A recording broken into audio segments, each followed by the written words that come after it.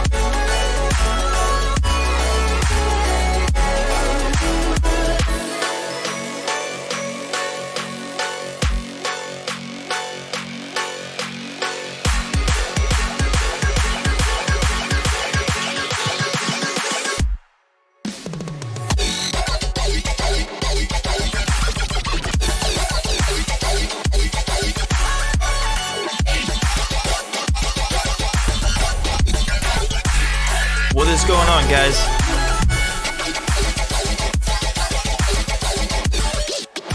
Good morning to everybody.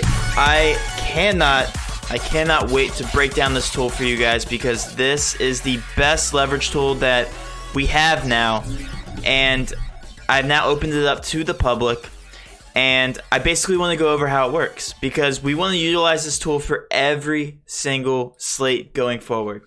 Alright, also guys, let me know if my mic is okay. My Streamlabs says that it's fine as far as the audio goes, but it's blinking like this weird purple light that I've never seen. It's kind of concerning. Let me know if it's okay, if my audio is okay, if you can hear me pretty loud and clear. I want to make sure we're all on the same page. I want to make sure you guys can hear me, and I want to talk about the spreadsheet. Alright, so let me know. Good morning, guys. Good morning. I am ready to make some money today, for sure. I've used this tool now. I've tested it for about 3 to 4 to 5 different slates now across League of Legends, across CSGO, and Call of Duty was where I started using it. And it has worked tremendously. It identified the Atlanta stack. It identified the 2 stacks last night. I recommended it on my Patreon page. And with a little bit of luck, it shot me the first in a couple contests. So it definitely works, guys. Mike is good. Awesome. All right.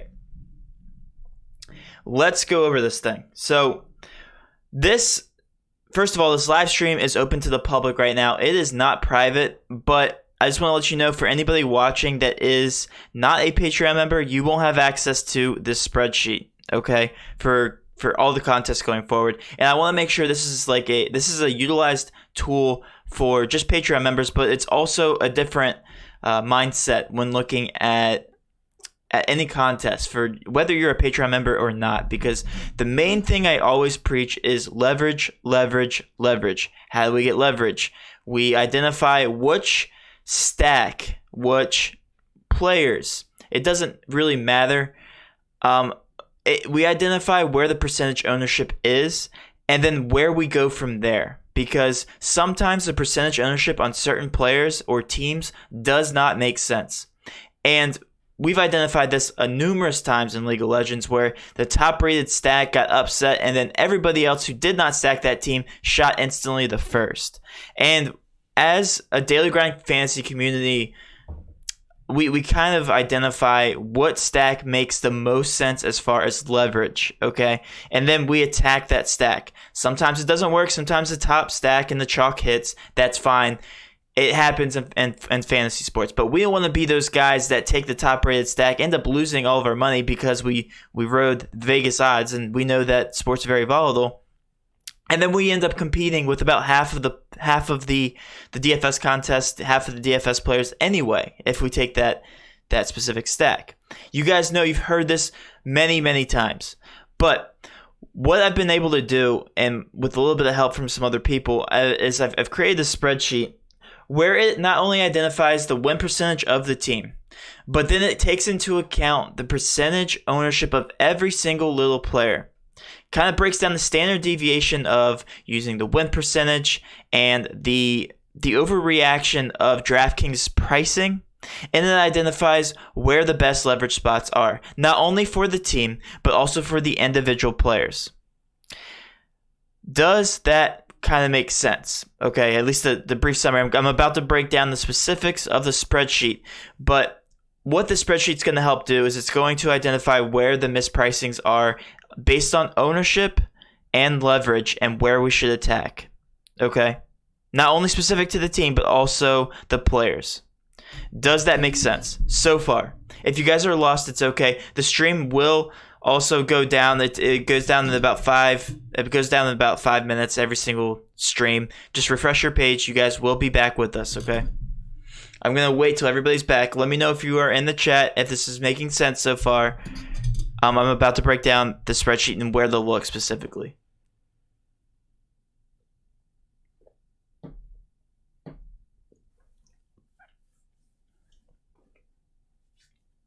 I see I'm losing viewers. It's okay. Just refresh your page. Once everybody's back, we will get back on track. All right. Awesome, Dave. Dave is back. The LOL sheets will look like this, but don't worry. I know it looks crazy right now. We will make sure you guys understand what you're looking at, okay? You're back. Everybody's back. Let me know in the chat if you guys are back. And then we'll go ahead and get started.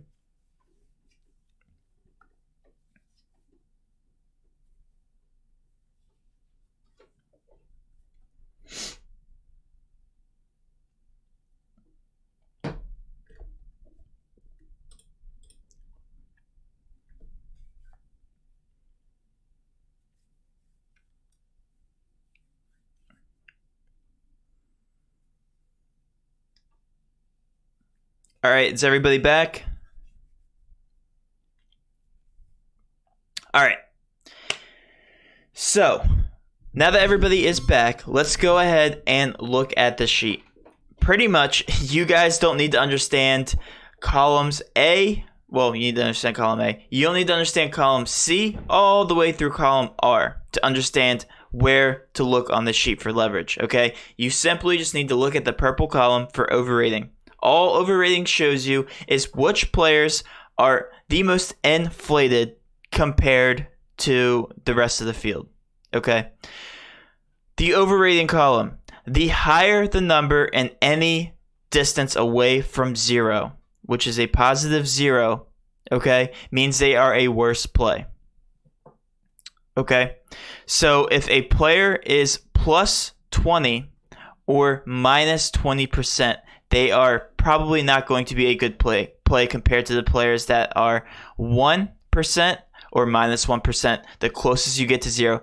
A 0, which isn't possible, is a perfect play compared to leverage. You want to play that player. Okay? So, if we look at our sheet, we see some players here that are nearing 20. Okay, then go all the way up to 100, but nearing 20, 19.2%. This guy is going to be heavily owned. He is heavily inflated. People will be all over Flit.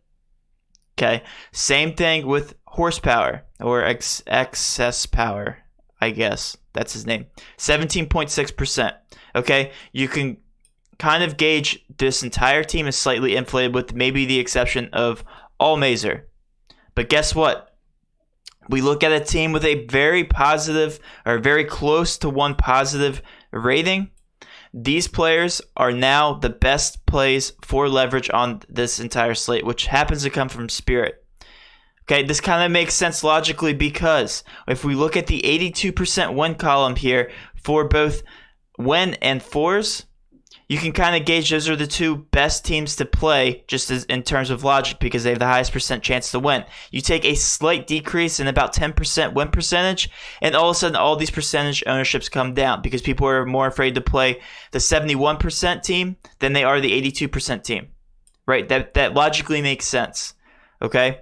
So these guys, if we look at specifically this slate, Spirit is the best team to play. But the negative correlated teams aren't bad either. They're very sneaky stacks. If these guys win, then obviously they will be good to play. However, Spirit is a better leverage stack than it looks like GY. People are looking to count on this upset. If they're going to play an upset team, it looks like these guys are slightly inflated on that front. If we look at the 18% team here, okay, it's still better for a leverage stack compared to these winning teams. But the best leverage stack from the entire slate is going to come from Spirit.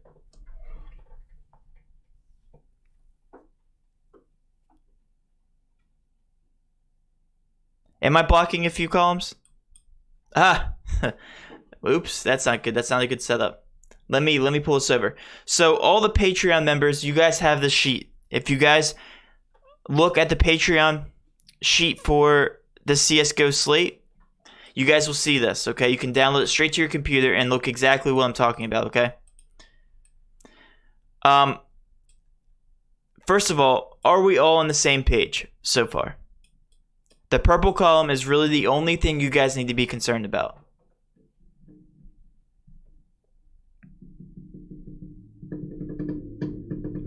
So, like I said, let's recap this. The higher away from a perfect 0 on the overrating sheet, or in the overrating column, the worse play. The further away, in any direction. Minus 20%, plus 20%. Okay, in CSGO, I haven't seen anything over 22% yet. Okay?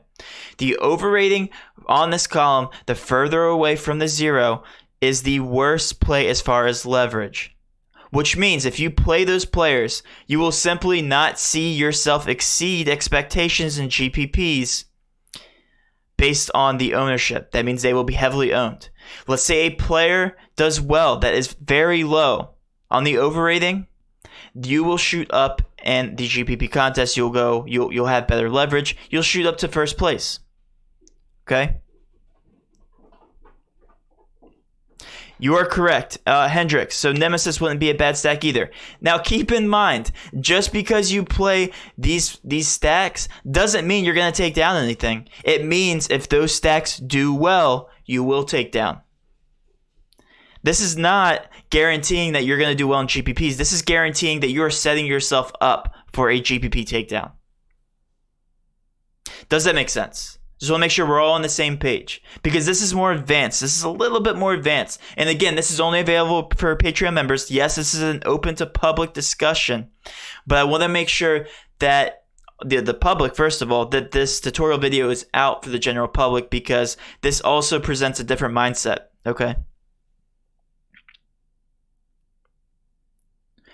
So the purple column, again, you can completely ignore all the rest of the columns besides column S. Column S is going to be our best friend going forward for not only League of Legends, for CSGO and MLB, by the way, which is coming out Tuesday. We will have this available. Okay? Now, you can literally make an entire lineup based on just this sheet. Let me just show you. So if we're looking at a GPP lineup, right, we obviously know that Spirit is going to be undervalued. I'm going to be stacking 4 of these guys, okay? I might stack the top highest price guys. Why not, get them in there. Maybe make MIR your captain, but then come back with another low-owned stack. So if I compare the two, or not low-owned, if I'm playing a small GPP, I obviously want a little bit of leverage, right, to the high win percentage team. So if I compare win to fours, let's see who's more inflated. It looks like fours is going to be the highest inflated team. So I might end up playing some of these other guys from win. So let's look. I'm trying to keep this all in the picture here. So if I'm not looking at the most inflated players, I might end up stacking the bottom 3 for win, right? Bondic, Lack1, and Krizen. Looks like those guys would be good stacks. Obviously, I've been messing with the combination of my actual lineup, but for instance, a Spirit stack with a Win stack might be the best leverage in small GPPs, because if you look, they aren't as inflated as these fours guys, right? If Spirit happens to outperform fours as far as just overall points, right there, I'm shooting to the top for these GPP contests.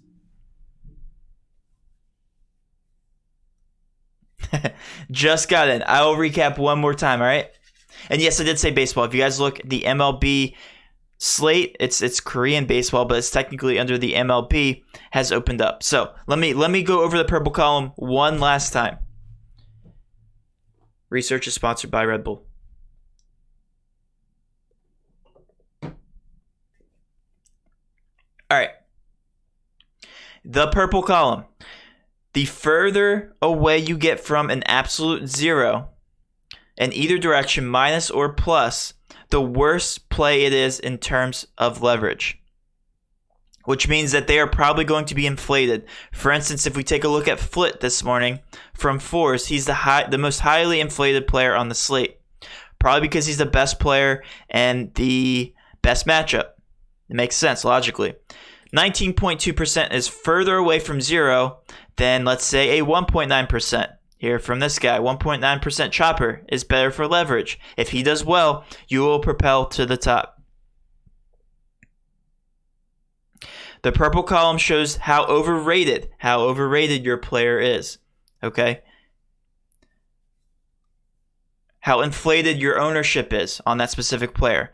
Purple column will be your best friend. That's really the only thing you need to look at. All the rest of the sheet you don't really need to look at. Technically, I could hide all these columns, but I kind of want to make it available so that you guys, if you guys have any questions, you have a place to reference. So, purple column. Cash plays are definitely inflated. Usually, yes. Now, you can technically use this for cash plays too. Now, as you guys know, I'm not necessarily a cash fan, but you can definitely gauge this. You can actually just use this sheet for cash and GPP.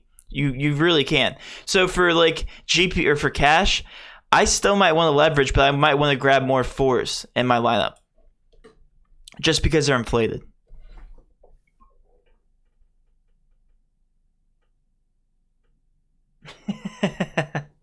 Thanks, Jason.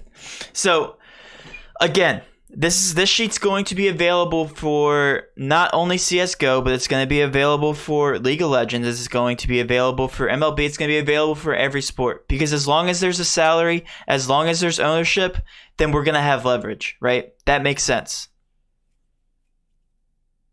Awesome. I just see awesome. AKA Edge, awesome. I don't see any questions, which is great. It seems like I've gotten a good sense of you guys understanding this. So hopefully you guys do. If you guys have any questions, feel free to DM me. I'm not going to end the stream. I'm going to wait. I'm going to let this be an open-ended Q&A session for you guys if you guys have any questions about anything. Again, as long as the ownership is accurate, which I gauge from multiple sources, not only Fantasy Cruncher, I gauge from Roto Grinders, and I even have my own little mini algorithm to help determine ownership. I have all those sources, and as long as this is accurate, then this tool should completely work. So if anything, you guys should be questioning my ownership projections. Not the overrating, okay? Now, it's kind of funny because this slate is actually not good for leverage, just overall compared to other slates, because we have two teams that are exactly the same win percentage. So it's kind of annoying because you can kind of take a dart and throw it at which team is going to be better for leverage. The ownership team tends to work out more with fours just because, or it seems to favor them more for ownership in general, but just because of the way their salaries work. You can put a lot more of these players into a lineup and be comfortable. If you go to Spirit, right, like you're taking a discount, but it's not much. Like the highest, the most expensive player from Spirit, 9,200, is not that far from 9,600. So people are going to flock to this Flit guy as opposed to this MIR guy just because of the matchup. I got a bunch of people who just got here. That's perfectly fine. This video will be public. It will be up for everybody. Again, just in case you guys want to reference it and in case you guys want to learn. And again, this sheet's only going to be available for Patreon members going forward, and I'll be posting it for every sport as much as I can, okay?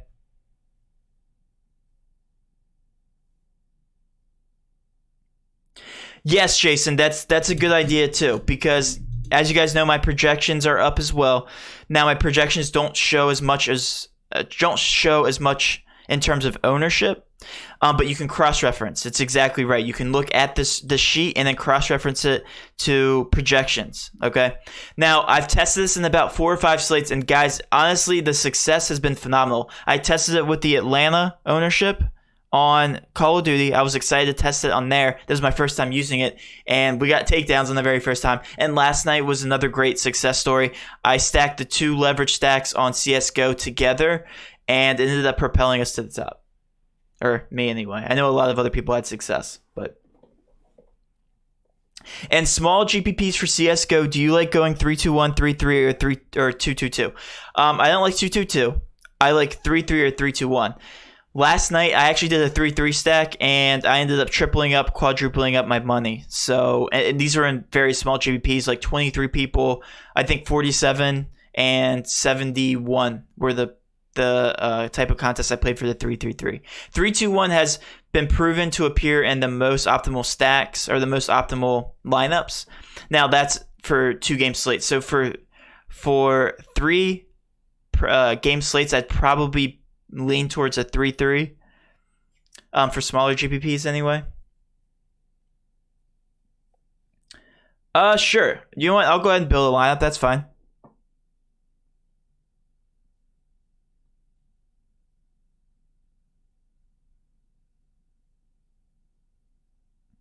Let's go ahead and go over a lineup. We have 35 people in here, so I'm giving away a free lineup. I just want to say this lineup is going to be built off of my own thoughts. Do not use it. Okay, I will say that for any DraftKings people that happen to be in here that belong to DraftKings Corporation. I am not giving away a free lineup. This is just something I am going to build off of my own knowledge and off of my own sheet, okay? But I'm just going to pretend that I'm off. Well, hold on. Do I see more contests for League of Legends? Oh, no, they separate into their own column. Their own. That's weird. So there's no more esports. It's League of Legends. That makes it less confusing anyway. All right, let's go and build a lineup. So I'm going to go to CSGO. I have not even entered any contests yet, so this might actually be a good idea. Let's go to... let's do a $5 single entry 71 people contest. This is the same one that I've entered.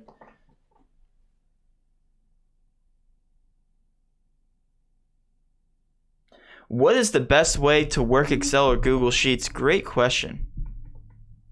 I would definitely go on YouTube. So it's funny. I use YouTube for everything. Just a mini story. I got a new lawnmower this past weekend, 2 weekends ago, and I literally went to YouTube and it taught me how to do it in like 10 minutes. I use YouTube for literally everything, even building a lawnmower. All right, or assembling it. Let's go. So we know that Foot's going to be the highest owned. As you guys know, Spirit's my favorite leverage stack. Let's go MIR. I'm going to put them in just my flex spots. MIR. I have no idea how the salaries are going to work out. Some Die Young. What a weird gamer tag. And I disbalance. Okay, another weird gamer tag. I can't believe I'm starting these guys. All right. And then another flex play. We're going to go to Win, since we know that they're going to be lower owned than Fours. So let's go.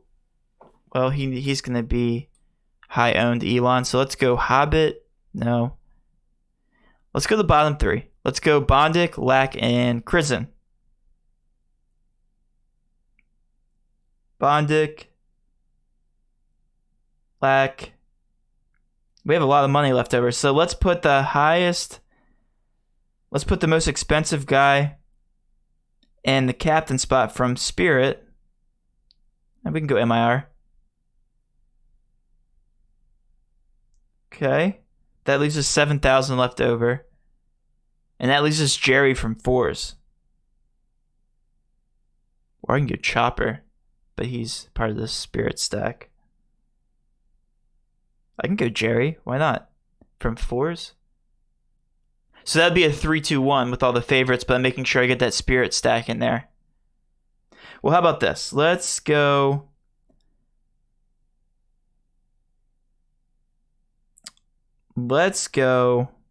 Some Die Young in the captain spot, since he's the second most expensive guy in Spirit, and that leaves me 7,300. That doesn't give me much. Okay, let's go to I disbalance.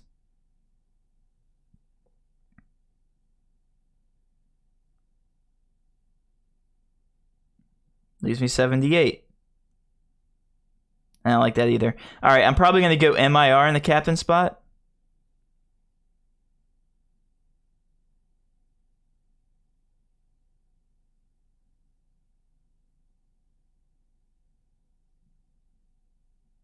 If I can find him.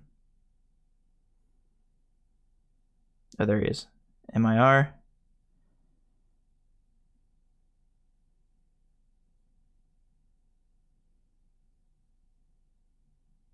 I disbalance. And then the last guy is going to be Jerry. That leaves me with $0 left over. Okay, but do you guys see how I did that? Because I used the leverage stack, the ones that make the most sense. And again, this is small GPP, so I'm making sure I get all the favorites in there. Because if I stack a team that's going to lose, then that doesn't make much sense, right? Because they're going to be very low owned regardless. So I'm grabbing my Spirit stack, I'm going down, and I'm taking the Fours guys, but I'm also taking the lower owned guys, which happen to be Face Crack, or not Fours, Win. I'm taking Bondic, Lack, and Crizin, which happen to be the lowest owned guys on the team, or near the lowest. I should have probably grabbed Hobbit. Whatever, I'll probably tinker with it a little bit more. And then I will go down to, and then I went up to grab some exposure to this Fours. Jerry, he's also not that high owned. He's actually the lowest owned guy on the entire Fours team. Thank you so much, Ray. Thank you so much for the donation. Really appreciate that, man. Thank you so much. I really, really do appreciate that, man. Any money at all, obviously in these hard times, you guys know the struggle. Thank you so much for that. So yeah, that's how I did it. That's how you're going to be utilizing this tool going forward. I really don't have anything else to say other than this tool is amazing because it tells us where the leverage spots are and with specific players. Now, these esports will definitely be correlated in terms of teams. So you'll see the ownership for the players be highly correlated with the teams. Okay, so that's why the ownership goes down starting from the top all the way down to the bottom, and same thing for the high owned teams. So if we look at Fours, the ownership goes from the top 19.2 all the way down to 10.8, and then the same thing for these guys down here. I'm starting to lose my voice because it's early in the morning and I've been talking. Standard deviation of ownership. Yep, so all this shows is that, like, for instance, all the standard deviation means is, let's say that there's a high owned guy here, 39%, and there's a lower owned guy from All Mazer. All that explains is that there's a bigger difference in terms of ownership. It really doesn't matter as much, but that's standard deviation. So like the standard deviation is a lot closer in these spirit guys. Same thing with these low owned stacks. Nemesis. And basically the standard deviation just shows the biggest drop off. So you'll see, so really you can kind of gauge this and say that Spirit, or that Fours, has the highest owned guy on the entire slate by far. And Flit, he should be the highest owned guy. Him and Elon, or Ethan, or E1, and I don't, why would you put a 1 in the middle of your tag like that? That's just disrespectful. Come on. It's just rude. What does that even mean? That's supposed to be an I? Elon? Alright. I'm going to go ahead and end it like this. If you guys have any more questions, feel free to DM me. We have about 24 minutes until the slate starts. Again, I want to see you guys stacking the leverage stacks because in terms of ownership, that makes the most sense. Alright? We want to propel to the top at the end of the day. I don't care if the team has a 94% chance to win. If that has all the ownership, I'm avoiding it. I'm going to take a lower owned stack that's going to be at about 60% win percentage, even 51%. Because if they win, I'm going to propel to the top. That's just how it works. That's how DFS works. People overreact. It's just like the stock market. Gas prices go all the way down. We're going to buy on gas prices, right? That's how it works. If a team has a really good percent chance to win, we're all going to be on that same train. But the one thing that you guys have to consider is that we're all playing against each other. The leverage is thinking not so smart, not playing the high win percentage teams, going against the grain, and then winning all the money, right? We've seen it happen multiple times this season. Daily Grind Fantasy community has been killing it. I mean, we see another guy in our Discord, I'm not going to say his actual name just for privacy issues. He's taken down $10,000, $3,000, $5,000 in CSGO, and he's used the same kind of concept for himself, which is just fantastic. Where he just plays against the grain every single slate.